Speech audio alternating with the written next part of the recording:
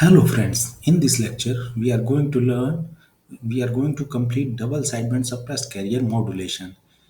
Earlier we learned that the maximum power efficiency of the amplitude modulation signal is only 33%, and we want to improve the power efficiency, and we do so by suppressing the carrier wave from modulated signal, and by doing so we get 100% power efficiency as we suppress the carrier part, and we are only transmitting message signal multiplied with carrier signal. So here is the mathematical formula of normal modulated signal. St is equal to a plus xt multiplied by cos omega t.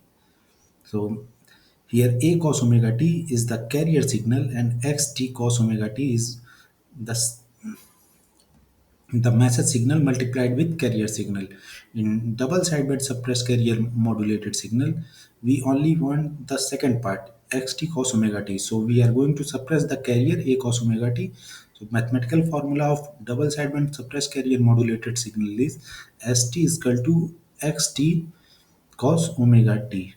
So it is clear from the mathematical formula that we need a multiplier that can multiply the modulating signal with uh, carrier with carrier signal cos omega t only. So the block diagram of the double sideband suppressed carrier modulation is shown here. Here in input of the product modulator, we supply modulating signal and cos omega t, and in output we get the double sideband suppressed carrier modulated signal. The block diagram looks easy, but the circuit diagram is tricky one. We will see later in this lecture. And here is the frequency spectrum of double sideband suppressed carrier modulation signal. On the right hand side, the frequency spectrum of normal am modulated signal is shown, and on the left hand side, frequency spectrum of the double sideband suppressed carrier modulation signal is shown. So in the right hand side, in figure C, you will find at frequency omega c, at carrier frequency, you will find uh, impulse impulse function. This impulse function shows presence of carrier, and in the right hand side in figure C, you will find there is no impulse at carrier frequency because we suppress the carrier wave. We are only transmitting xt cos omega t. So in frequency spectrum, carrier is not present. Only the message signal at and that is shifted at carrier frequency. Generation of double sideband suppressed carrier signal. The double sideband suppressed carrier signal is generated with the help of product modulator, and there are two type of product modulator. First one is balance modulator and second one is ring modulator. Balance modulator. Here here we use two modulator. One is message signal directly modulated with carrier signal, and second one is message signal with phase shift 180 degree is modulated with carrier signal, and and then we do we provide we do summation on of this to get double sideband suppressed carrier signal as shown in the block diagram. And on the right hand side, you will find the circuit diagram of double sideband suppressed carrier modulated signal. Here, you will observe the carrier signal is applied to the center of transformer, and modulating signal is applied through another transformer through another terminal. So if in this figure you see, if we put modulating signal xt is equal to 0, then as message signal is applied at the center of transformer, so it, so the same voltage will appear across d1 and d2, and v0 will be 0. So in this way the carrier gets suppressed. they cancel out each other at D1 and D2 in output. So the module so it provide multiplication of modulating signal and carrier signal and suppress the extra carrier the carrier term the only carrier term from the modulated signal. Ring modulator, as in the circuit diagram, as I said, the carrier is applied at the center of transformer. So there is need of accuracy, as if it is not applied on the center, then voltage across D1 and D2 will not be equal and carrier will not get suppressed. So here we need perfectly center tapped transformer. Next one is ring modulator or double balance modulator. In this figure, you can see in the circuit diagram there are two transformer and four number of diode, and this is called double balance modulator because in output not only the extra carrier wave gets suppressed but also extra modulating signal gets suppressed. So this is why we call it double balance modulator. And here the diode work as switch, and for positive amplitude of carrier, diode D1 and D2 gets on, and for negative amplitude of carrier, D3 and D4 gets on.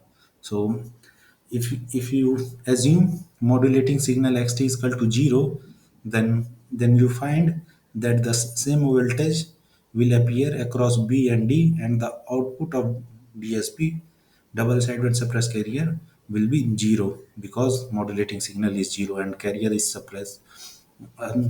suppressing itself through this circuit.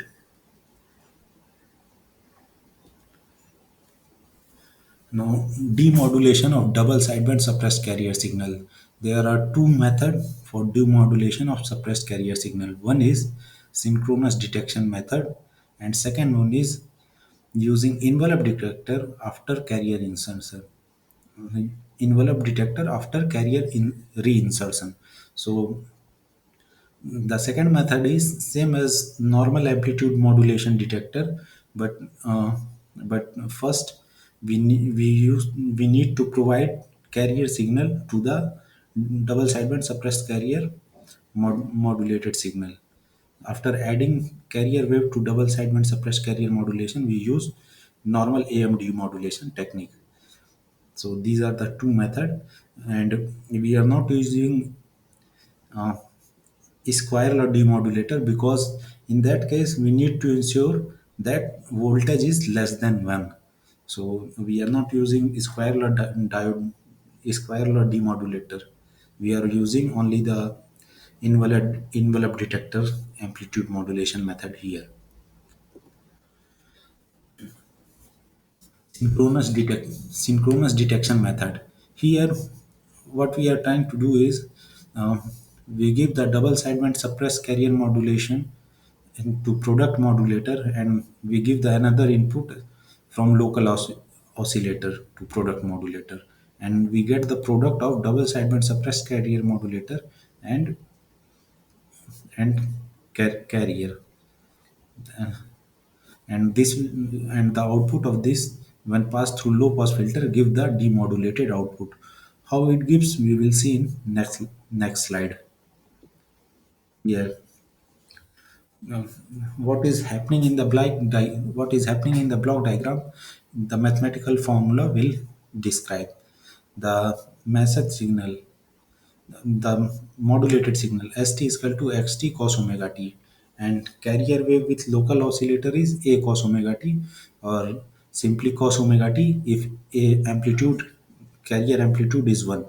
So the output of the product modulator is xt cos omega t multiplied by cos omega t, that is xt cos square omega t, and on simplification we will get xt cos 2 omega t minus xt divided by 2.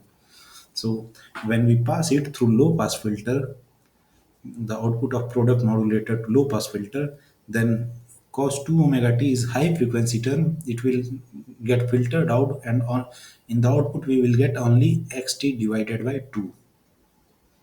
So this is the working of synchronous detection method. And and regarding product modulator, we already discussed two type of product modulator: balance modulator and ring modulator. We can use that as a product modulator here. So I am not going to give the circuit diagram for synchronous detection method, only the block diagram. Now, what is the effect of phase and frequency of local carrier wave on demodulation? In here, what the double sideband suppressed carrier wave signal, carrier frequency omega c, and local oscillator carrier frequency also omega c with no phase difference. So we are getting xt by 2. In the output we are getting xt by 2 signal, demodulated signal. But if there is phase difference, if the double sideband suppressed carrier modulated signal frequency or phase is not same as the local oscillator, in that case what will happen? That is that is described here. Case The first case is when frequency error delta omega and phase error phi both are 0, then we will get output 1 by 2 xt, as discussed earlier. And in second case, when uh, delta omega is 0 and phase phi is not equal to 0, in that case we will get output 1 by 2 xt cos phi. So we get distortion in demodulated signal. And when the value of phi will be 90, uh, in that case output will be 0. We will get output 1 by 2 xt cos 90, and that will be 0. And this case is known as quadrature null effect in synchronous detection method. Case 3, when delta omega is not equal to 0, but phi but phase phi is equal to 0. In that case, output will be 1 by 2 xt cos delta omega t. And case 4, when delta omega is not equal to 0 and phi is also not equal to 0. In that case, output will be 1 by 2 xt cos delta omega t plus phi. Next is envelope detection after suitable carrier reinsertion. Here, the double sideband suppressed carrier modulated signal is given as st is equal to xt cos omega t. And when we reinsert carrier in it, then we get s dash t. S dash t is equal to a cos omega t plus xt cos omega t, same as normal amplitude modulated signal. And and we can use the normal normal amplitude demodulator circuit, envelope de, envelope demodulation, envelope detection method, which we discussed in lecture 1. And in the output we will get the envelope of the message signal or baseband signal.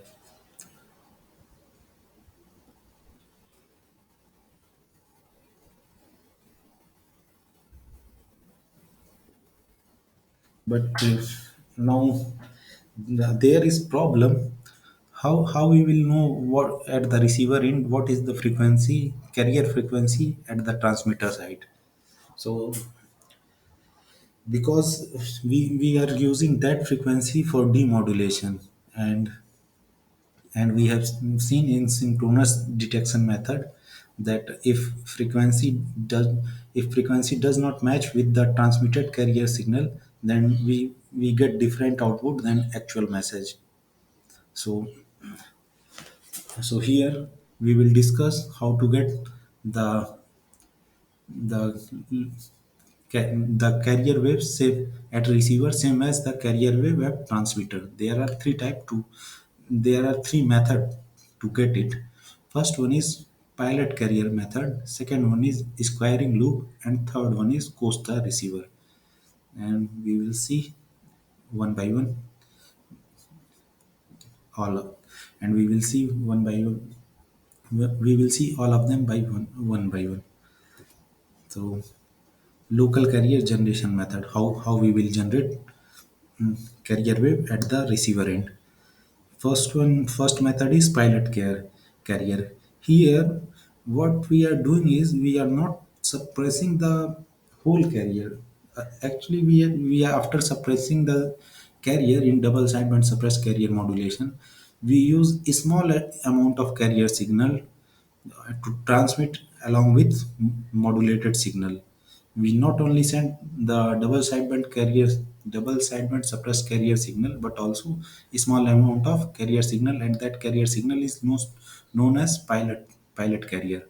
So here we are also transmitting a small amount of carrier signal. So power efficiency will not be 100%, but something low.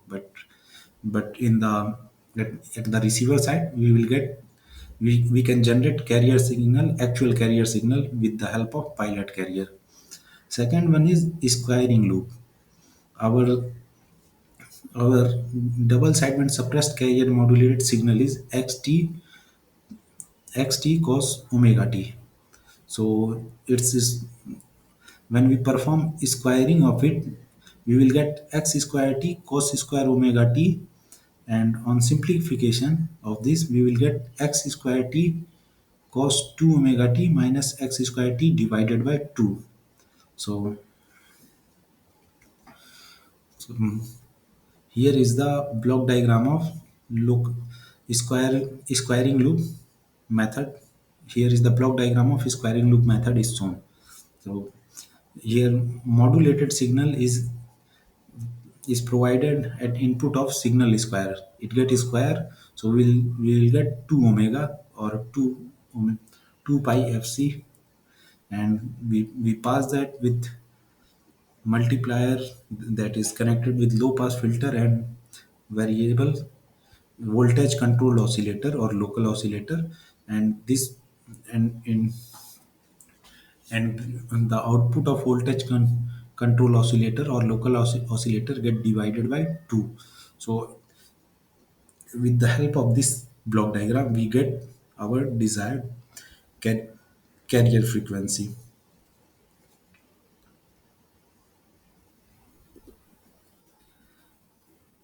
Next is Costa Receiver. So here is the block diagram of Costa Receiver is given.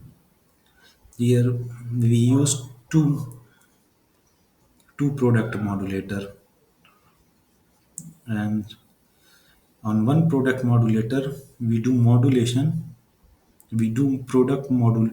We multi we perform multiplication of modulated signal with local carrier wave, and at other product modulator we perform multiplication of modulated signal with 90-degree phase shift carrier signal, and the output is passed through low pass filter of both the modulator.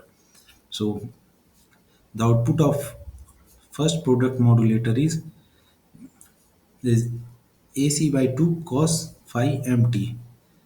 Here phi is equal to delta omega t plus phi 1. So we are taking frequency difference as well as phase normal phase difference. And the output of second product modulator is AC divided by 2 sine phi mt or xt. So when we compare both the output, we know what is the phase difference we are getting, and what is the mismatch between the transmitted carrier wave and locally generated carrier wave. So we with the phase discriminator we are trying to match the frequency and phase of locally generated carrier wave. That's all. Thank you.